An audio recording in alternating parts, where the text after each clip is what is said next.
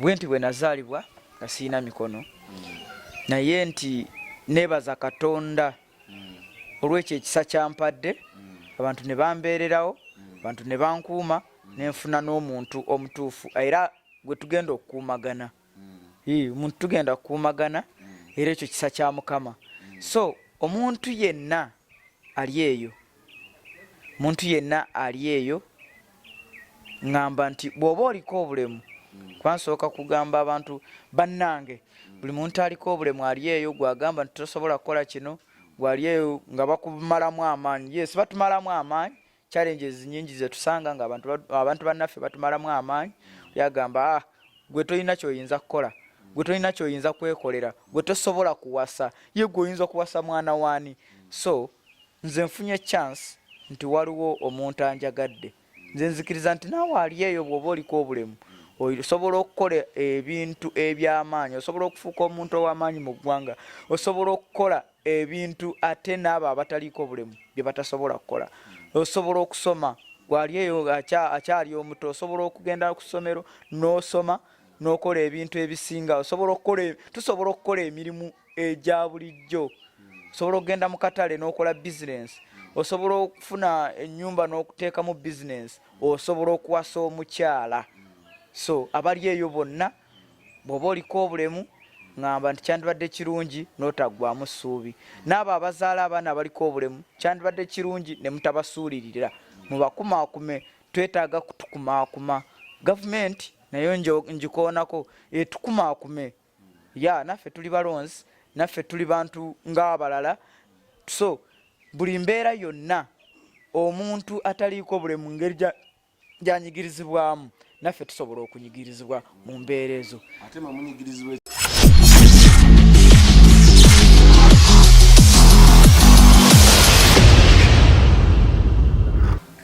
kale butereevu nkwanirizaako yonna gy'osinzidde okubeera nga otulaba. Amanya n'eddoboozi nze muzzukulu wa Mugema Happy King Uganda. Mbabuuzaako era nga twebaza Katonda olw'obulamu bw'atuwadde.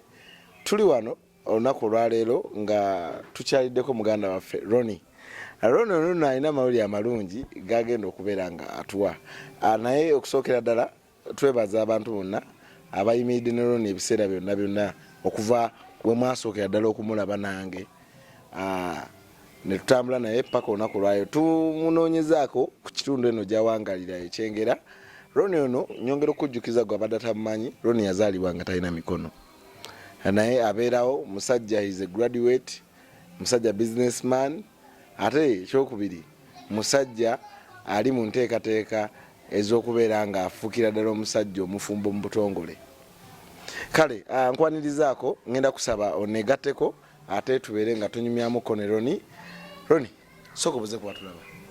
Abatulaba babuuzaako nti musiibye mutya, muli mutya, era mbagamba nti mukulike ennaku nkulu, mpozi n'omwaka gwe tuyingidde gubeere gwa mirembe.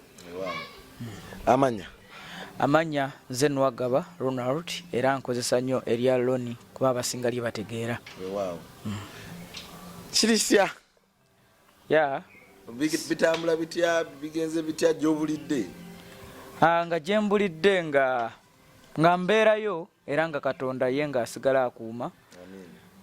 Nga bwe bibeera nti era omwaka era we twatandikira abantu bwe batandikira okundaba ne basobola okuba nga bambeererawo ne bankuuma kwegamba nze ngamba nti buli kimu kyendi era abantu be bakinfudde, bambeereddewo, bandabiridde, bansasulidde ennyumba, bankoledde buli kimu. So mbeebaza nnyo, siyinza kugamba nti sitoma kubanga abantu bo bambeereddewo era ekisa kya Mukama kye kiba kigabirira. Briefly mbadde njagala omuntu wakulaba olwaleero nga gwe gusoose okulaba atamanyi Ronnie yaani, mumenyeremenyeremukko mu dakiika entonotono. Ronnie yaani, kyajja kitya okuba nga tolina mikono, baatemako miteme, wazaalibwa togirina? Briefly twagala ogezeeko okumenyaamenya Ronnie yaani nga towanvuyiza nnyo. Ronnie ye musajja eyazaalibwa nga talina mikono era nga bamuzaala lyantonde nze kennyini kamwa koogera. So nti sigamba nti baatemako miteme wabula nti kyo kya butonde bwe nti bwe nazaalibwa. Okwongera okumenyaamenyamu obulamu bwo n'okusomoozebwa okutonotono kwegamba twagala kugondezaamu oyo abadde atakumanyi abeeko byakutegeerako okusoomooza n'okukulako mu bumpimpi. Okukula kwange nti tekwali kwangu nnyo era omuntu nga bw'ayinza okitegeera nti nazaalibwa nga sirina mikono bwe nti bwe nazaalibwa naye nti ewaka tebasooka kunjagalirako ku sayidi eya taata ye teyasooka kunjagala then mpaka nenkula nga mpita mu mbeera eyo ey'okunyigirizibwa bwe ntyo naye maama nambeererawo nanwanira mpaka okutuusa bwe natandika okutegeera nenkula nensoma nasomako nenkoma ku ddala erya certificate mu mawulire so mpaka okutuusa kati era obulamu tebubadde bwangu nnyo naye olw'ekisa kya Katonda nti bwe namaliriza okusoma certificate ey'amawulire nti saasobola kufuna mulimu era abantu ne batandika okumbeererawo okuva nti okusingira ddala abantu basinga okuntegerera ndowooza ennyo mu kiseera ekya COVID-19 Happy King Uganda we yajja nantuukirira era nandaga eri eggwanga abantu ne bambeererawo abantu ab'enjawulo abamu abali ebweru abamu abali wano e Uganda nti bangi abambeereddewo abangabiridde mu buli mbeera yonna embeera ya COVID-19 etaali ennyangu ennyo naye ate nze ngamba nti COVID-19 bwe yajja ate nze ngamba nti oluusi ngamba yeyanzigulirawo ekkuba abantu okusinga okuntegeera kuba abantu abasinga bwe basingira ddala okuntegeera so COVID-19 simwevuma bwevuma wabula ate nyinza okugamba nti naye kajje nebaza bwebaza ngamba nti kajje kubanga oluusi abantu tebandintegedde nnyo. Okay. Obeerawo otya bwe tutabadde oba omanye abantu bayamba ne bazikiza omuntu asobola kuyamba myaka gyonna so kati obulamu obutambuza otya ewatali bantu bano bakuyambako? Obulamu embeera gye mbutambuzaamu nti weewaawo nti ebiseera ebisinga era tebuyinza kuba 100% bulungi naye nti era neebaza abantu abazze nga bambeererawo neebaza abantu kubanga era still weewaawo nti abantu batuuka oluusi ne bazikizamu naye nti era kuba kye baakola nti era still kyenyimiriddeko bantandikirako bizinesi ey'enkoko oluusi kwenyimiridde deni n'abantu era abamu still era abamu basigala era nga bambeererawo basigala nga bayimiridde nange up to now nkyali n'abantu abo era neebaza nnyo Happy King n'abantu bonna abazze nga bankwatirako bambi mbeebaza nnyo kubanga kye bakola ky'amaanyi nti abasinga tebazikiza basigala nga bambeererawo basigala nga banyamba mu buli mbeera oli oba oliawo ng'akukubira essimu nti akankuteereko 5 zikuyambe oli oba oliawo ng'akuteerako omutwalo n'agamba gukuyambe tiweewaawo nti omuntu tayinza kujja nti byonna n'abimaliriza naye nti waaba akutte ng'omuntu era osiima nsiima nnyo olw'abo abantu abo abambeereddewo. Kale tutekebwamu ssente beba Cashin Business Consult nga bano nno bo batwalira ddala abantu ebweru basangibwa Wakaliga Sekabaka Road. Kale nga bwe nkutegeezezza Ronnie nga bwakuwomuwulidde yazaalibwa nga talina mikono. Ronnie ono yasoma n'atikkirwa ku mutendera gwa certificate mu byamawulire.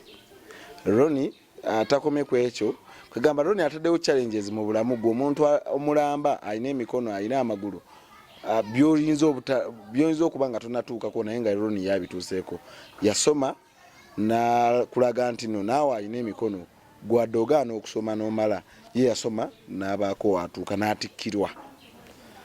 Ronnie wuuno katulwayo tuli naye bagenda kumwanjula agenda kwanjula bw'ava mu kwanjula agende mu bufumbo obutukuvu obw'embaga agattibwe ne mukyala we bafuuka ab'empeta.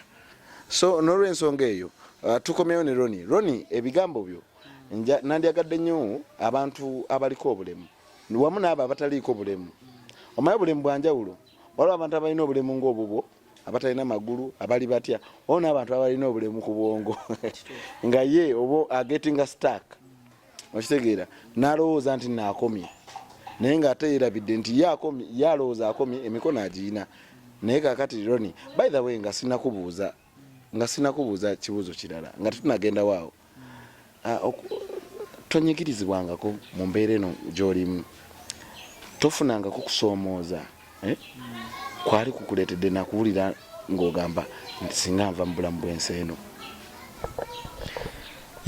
okusoomoozebwa nali nkufunyeeko era okwali okunene in fact okwasookera ddala olunaku lwe nasooka okuwulira nti taata teyanjagala ekyo nakyo kyanyiga nnyo neŋŋamba oba kyandibadde kirungi nenva mu nsi nenvaawo then ekyo nakimanya nga in fact nga ntandise okutegeera ku myaka 4 nga batandise okuŋŋamba bwe bityo ate nange nemala nenkyerabirako ng'omuntu ng'ewaka era nange nga nsosolebwa mu mbeera ey'enjawulo so nafuna okunyigirizibwa ku mutima kwegamba mu mutima gwange nga mpulira n'ekyaye n'okwekyawa nga ŋŋamba nti at least we natuukira ekiseera ne ŋŋamba kanve ewaka nga mpulira nga binsusseeko era kwali kunyigirizibwa kwa maanyi nnyo ng'omuntu mu mbeera gye wali ofaananamu mu mbeera gye abalina emikono bakubuula bakuvuma kino nakiri kubanga ekisooka nti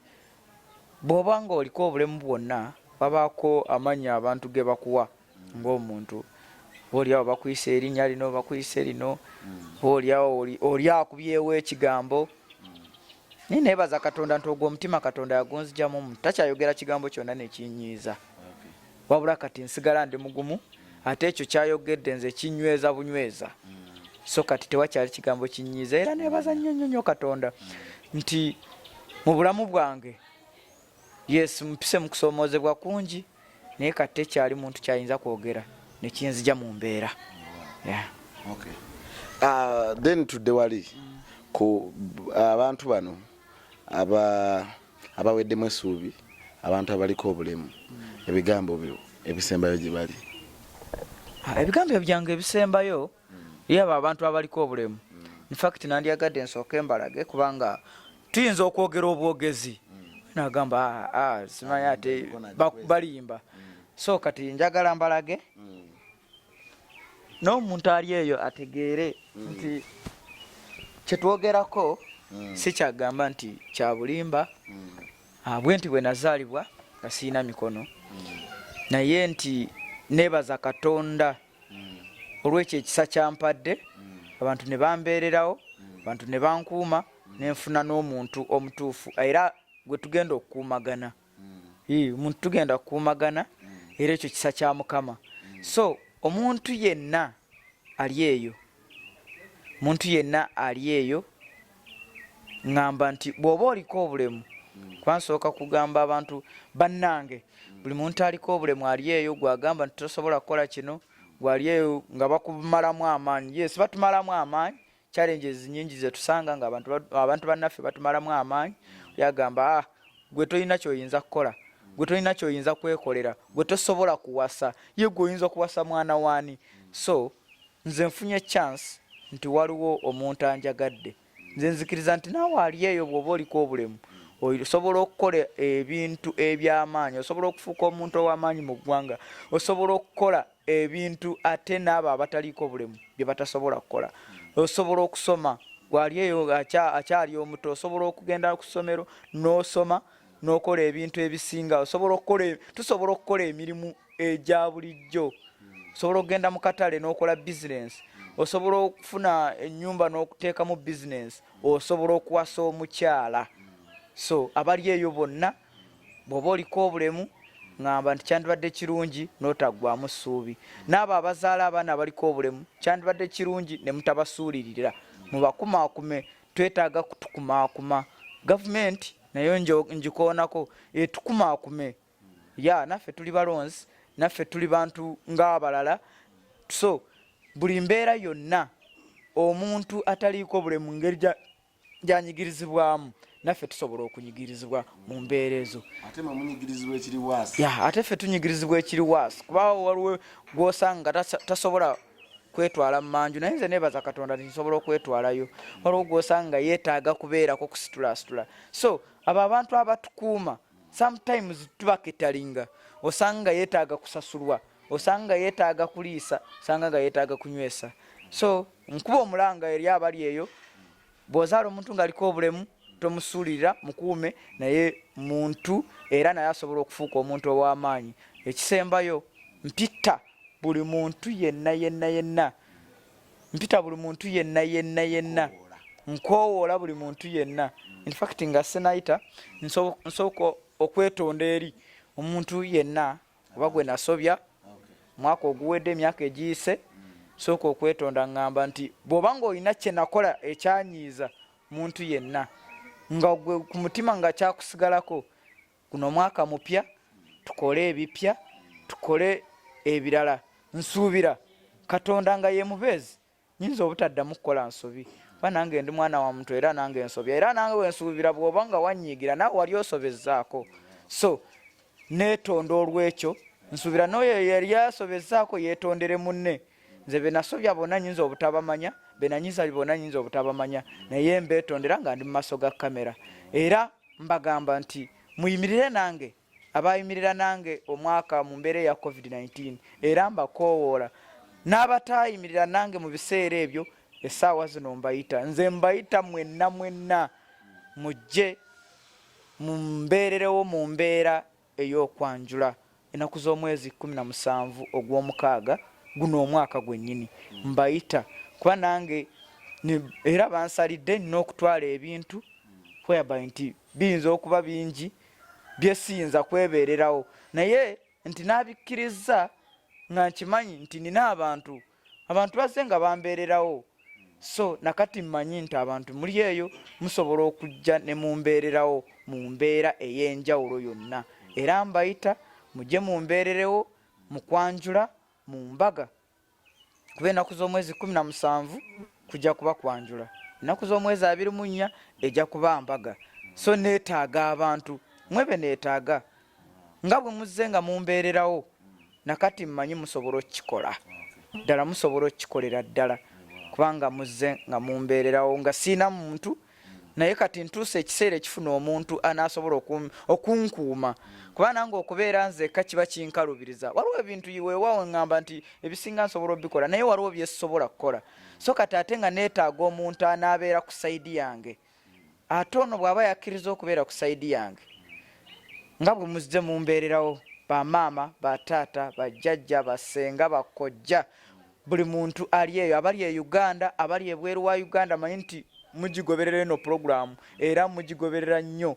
Mumbeererewo mu mbeera yonna, manyi nti bwe mumbeererawo nze siina kyenyinza kubawa, kuba siina kyenyinza basasula, kuba era n'abantu abambeererawo omwaka oguwedde emyaka egiyise siina kyenyinza basasula. Mpozi essaala busaala, nze nga nze just mbasabira busabizi mikisa, Katonda agaziye bizinesi zammwe, agaziye ensalo zammwe, mufune just mukipinge nga mubeererawo abantu, temubeererawo nze nzekka weewawo nti mbayita, naye mubeererewo n'abantu abalala.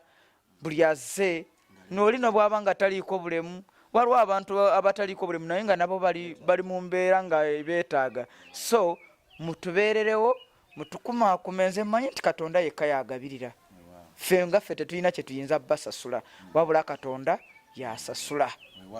Kale Ronnie kazaako esaati yo then tusobole okubeera nga tusiibula abantu. Ronnie bw'atyo nno bwa tugende. Kale Ronnie nga bwazaako esaati ye, Ronnie nga wabategeezezza, njasooka nkubira omulanga baganda baffe aba team One Love We Preach ku TikTok awo, Chairman LC, Julie Blossom, Jane Bulia, Benny n'abalala bangi nnyo, Lydia, Sherry, mwenna abatulaba, Mami Blessmart, Germany awo, mwenna bangi nnyo. Mbadde mbasaba tuyimirire ne Ronnie ono mu mukolo gwe ogw'okwanjula. Naffe bwe tuyimirire wamu ne twekwata ekitole, tusobola okulaba nga omukolo gwa Ronnie gufuuka successful. So nsaba bonna bakoowodde, aba St. Paul Anglican Church e Boston, abantu abali e UK, abantu abali mu nsi ez'enjawulo, mbasaba tuyimirire ne Ronnie ono nga bw'omulaba. Talina mikono naye ate musajja akulaze nti wabuvunaanyizibwa ekimala, nti mweteefuteefu. okugenda eri abazadde b'omukyala ayanjulwe. Takomye ku ekyo agambe n'embaga weeri.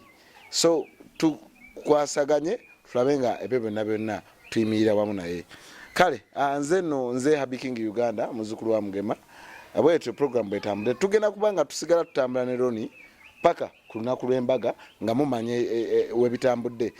Tunaba buli kye tunabanga tuguzeeyo mujja kubanga mumanya nti kakati street etungiddwa kakati gomesi y'omukyala efunise oba okitegeera tusobole okutambula ne Ronnie ayanjule mukyala we naye yeyagalireko mu bufumbo ng'omwami omufumbo. Kale Ronnie siibula abatulaba ngamba nti Mukama abankuumire era nze Sara gye nsinga okusaba kubanga nze nti nina kye ngamba nti guno omwaka gwa kukyusa mannya. Mu Genesis 32 oba olubereberye 32:28 gundi yali Yakobo we yafuukira Isirayiri. So ngamba nti guno omwaka 2023 naawe amanya go gajja kukyuka, bajja kuyita mugagga, badde ayitibwa omwavu ojja kufuuka mugagga, bajja kutandika okuyita muzeeyi ng'okyali muto. Mbasabira mikisa myerere, mbasabira buwanguzi, mbasabira okufuna, mbasabira okugaggawala.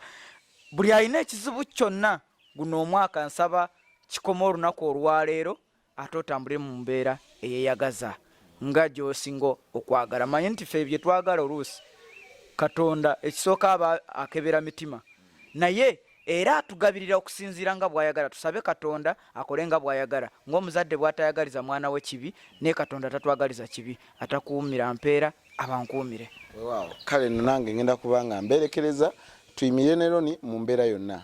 Subscribinga, sharinga gwe abaddeko. Abali ku TikTok namwe mbalamusizaako mwebale okubeera nga mugobera Happy King Uganda. Nze muzukulu wa Mugema Happy King Uganda abenchi mbalamusizaako atakumira mpeera bankuumire mbeere bulungi mweraba.